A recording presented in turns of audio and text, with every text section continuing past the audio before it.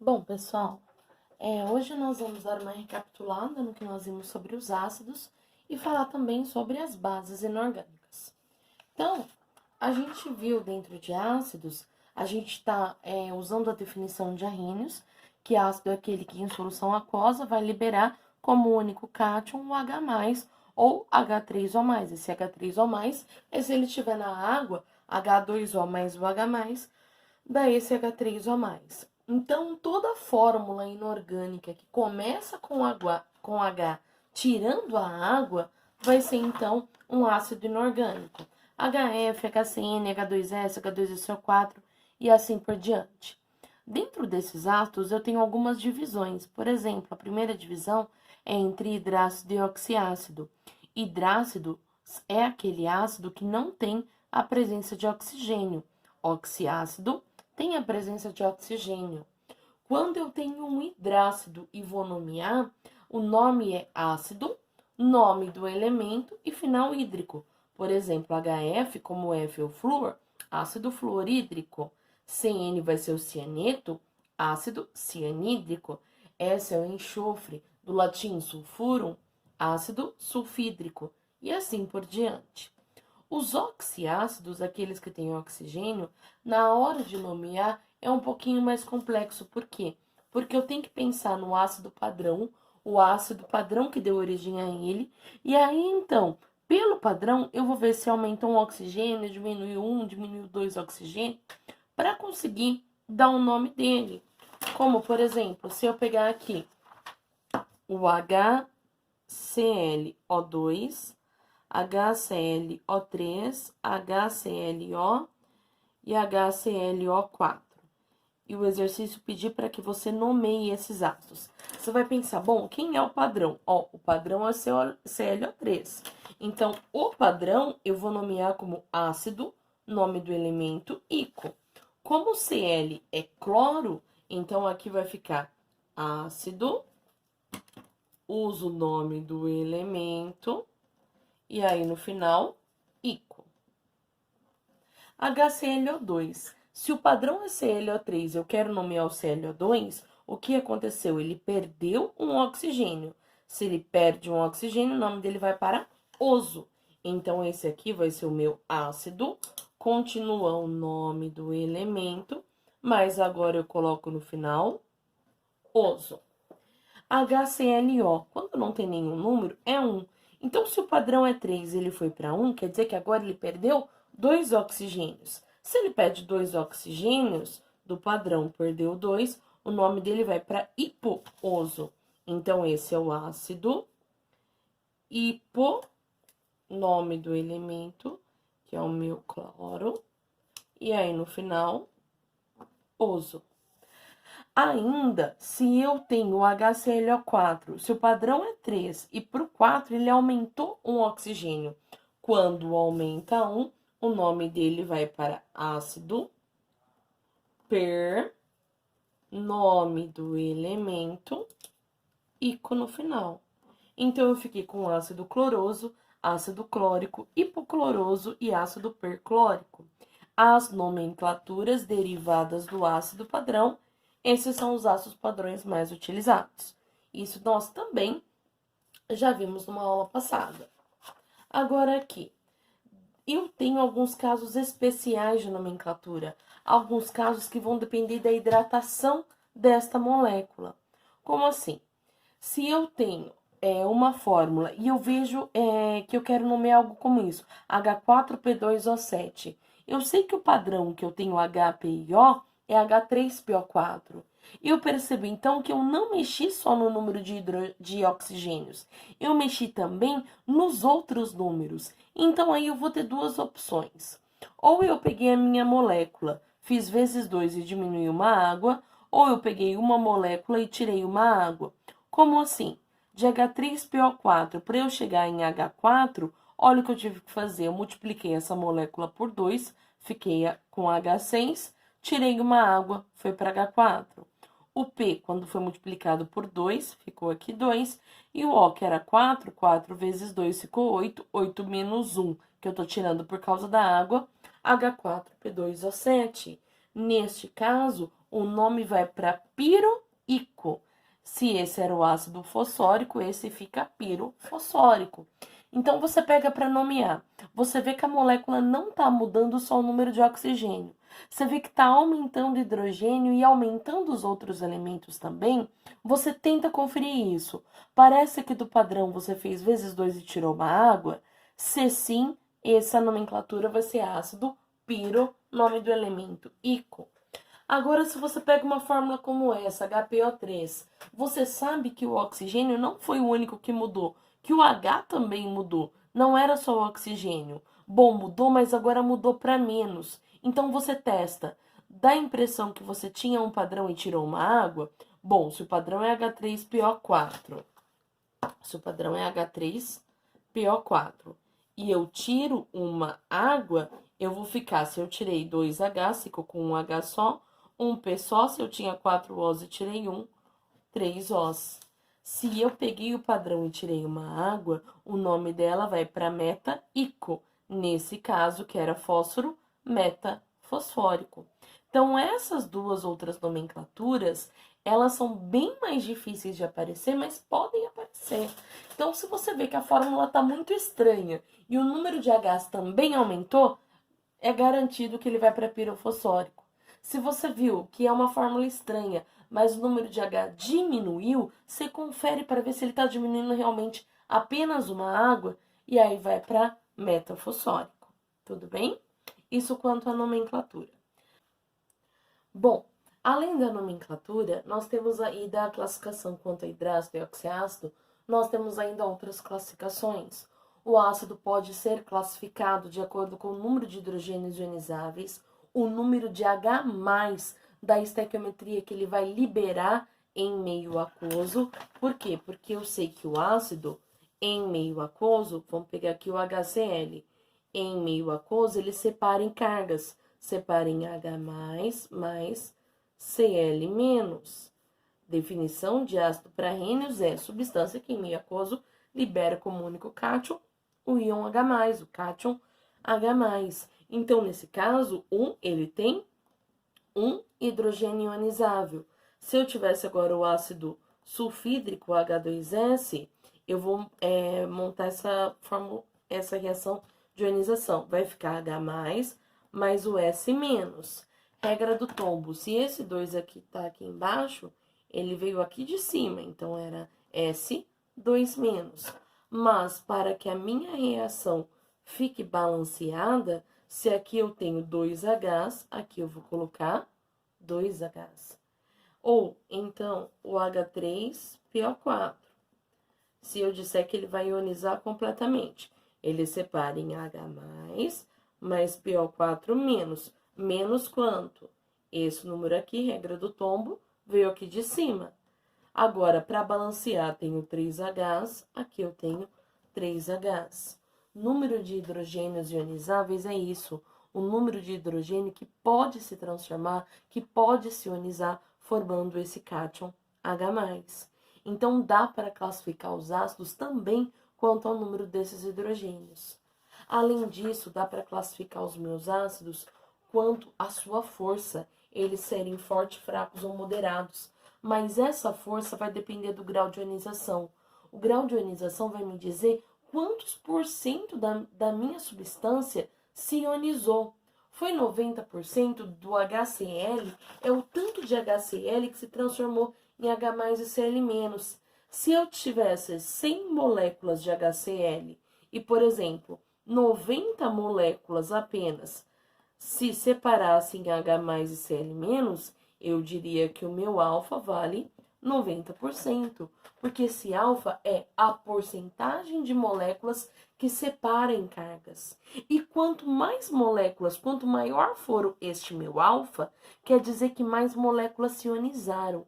Quanto mais moléculas se ionizaram, maior a quantidade de H+. Quanto maior a quantidade de H+, mais sorte é o meu ácido. Então, um ácido forte é um ácido que consegue se ionizar bastante. É um ácido que consegue ionizar mais da metade das suas moléculas. Nesse caso, que esse alfa é dado pelo número de moléculas que conseguiu se ionizar pelo número de moléculas dissolvidas, nós temos que, se mais de 50% das moléculas se ionizarem, o meu ácido é considerado forte. Se menos de 5% se ionizar, ele é fraco. Agora, se o meu ácido tiver um tanto de ionização entre 5% e 50%, ele vai ser considerado um ácido moderado. De forma prática, olhando só pela fórmula, porque às vezes o exercício me dá um número de moléculas ionizadas, e aí então eu consigo fazer o cálculo de saber se ele é forte, fraco ou moderado, ou às vezes o meu exercício me dá apenas o nome do ácido, ou a fórmula do ácido. Dá para saber ainda assim se ele é forte, fraco ou moderado? Dá. Para os hidrácidos fortes, são apenas o HCl, HBr e HI, clorídrico, bromídrico e iodídrico. Moderado, apenas o HF, apenas o ácido fluorídrico. E fraco, todo o resto. Para os oxiácidos, eu vou precisar fazer uma continha, que é o número de oxigênio menos hidrogênio.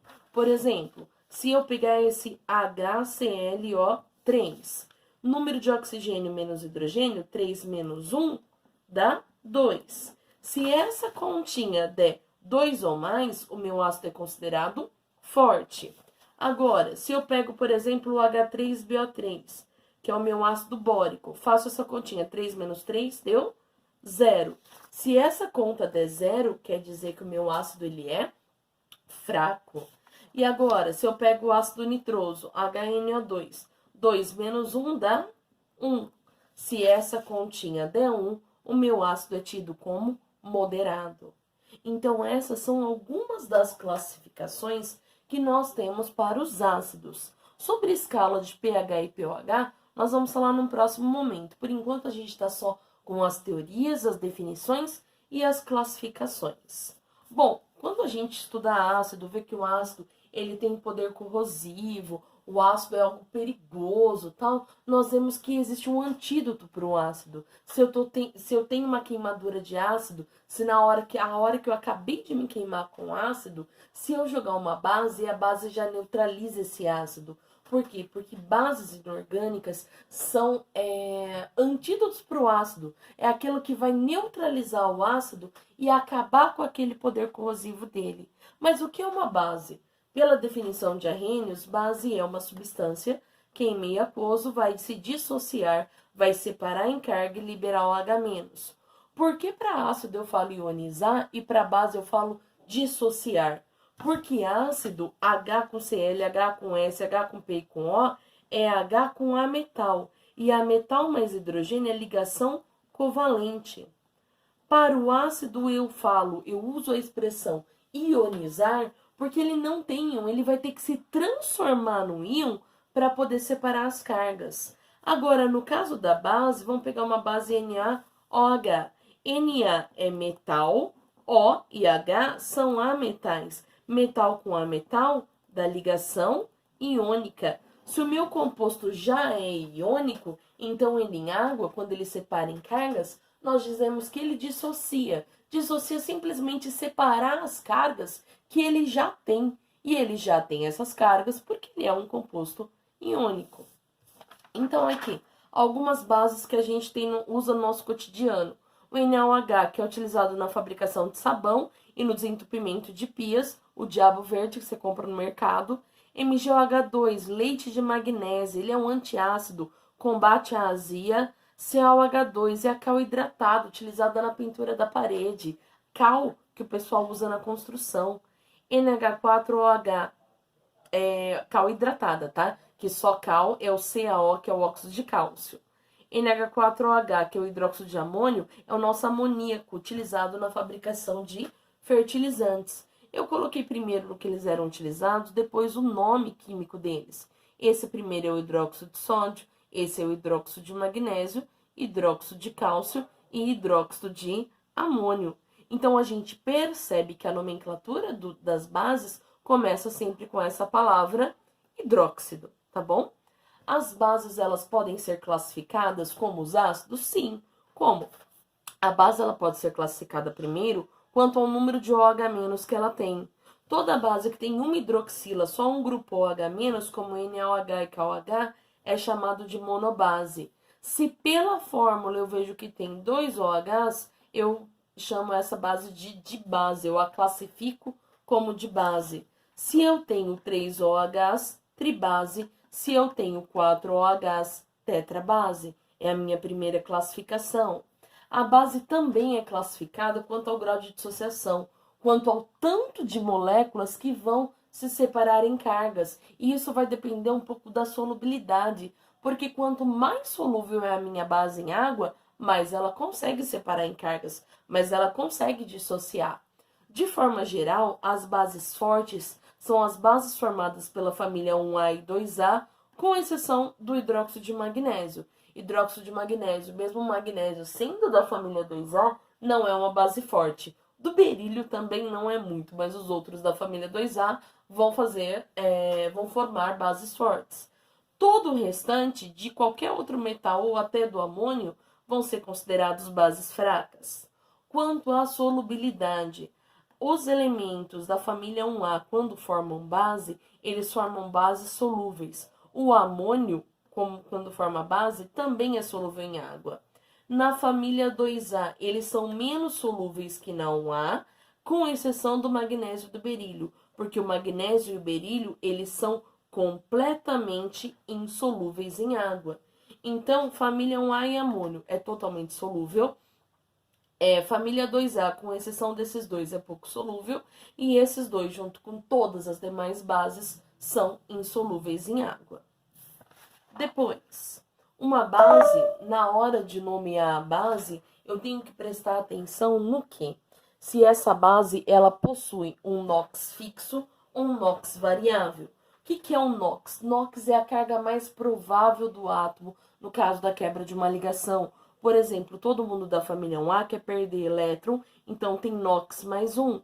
Todo mundo da família 2A quer perder elétron, tem NOx mais 2. Todo mundo da família 3A também quer perder elétron, tem NOx mais 3. Só que a gente aprende em ligações o NOx dessas famílias A, que são a família dos elementos representativos. Mas, além disso, eu tenho que conhecer os NOx de alguns elementos de transição para poder nomear a base, porque a nomenclatura vai ser diferente quando o NOx for fixo ou o NOx for variável.